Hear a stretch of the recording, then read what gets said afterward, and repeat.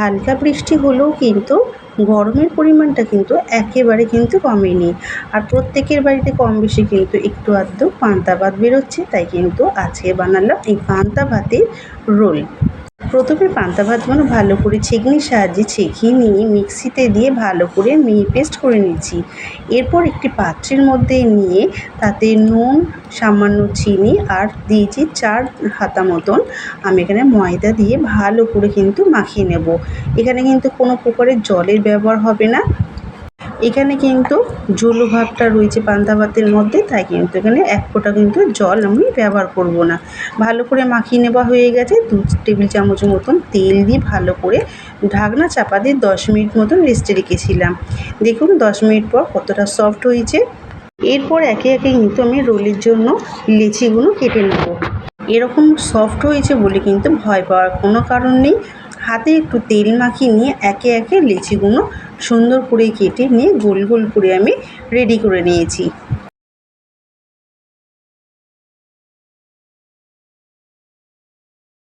দেখতেই পাচ্ছ এখানে প্রত্যেকটি কিন্তু লেচি আমার রেডি করে নেওয়া হয়ে গেছে। এরপর বেলে নেওয়ার পালা। এখানে কিন্তু লেচিগুলো কিছুটা আমি ময়দা দিয়ে কিছুটা আমি তেল দিয়ে কিন্তু বেলে নিয়েছিলাম।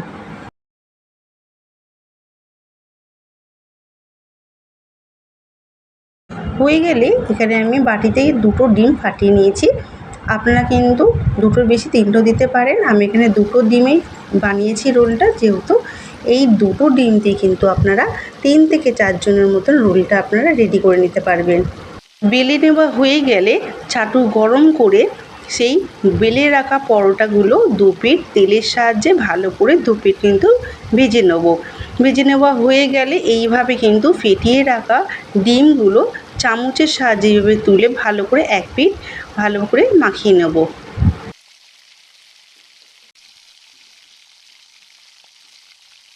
হয়ে গেলে ডিমের পিঠটি ভালো করে উল্টে দিয়ে কিন্তু অন্য পিঠটা মানে ডিম যেহেতু লাগানো সেই পিঠটা কিন্তু ভালো করে সেঁকে নেব।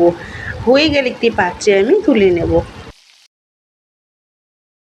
সেমভাবে কিন্তু বাকি পরোটাগুলো আমি একে একে রেডি করে নিয়েছি।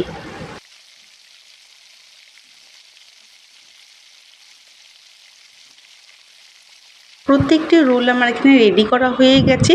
দেখতেই পাচ্ছেন 2টো ডিম দিয়ে কিন্তু আমার এখানে 4টে পরোটা মানে রোল রেডি হয়ে গেছে। এরপর কিন্তু এখানে দোকানের মতো রেডি করার পালা। নিয়েছি শসা কুচি, গাজর কুচি, পেঁয়াজ আর লঙ্কা কুচি।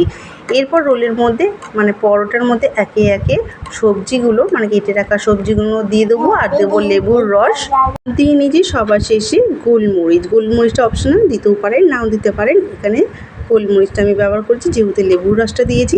আপনারা লেবুর রস যারা খান না, সস পছন্দ করেন, আপনারা কিন্তু কেচাপ কিংবা সস ব্যবহার করতে পারেন।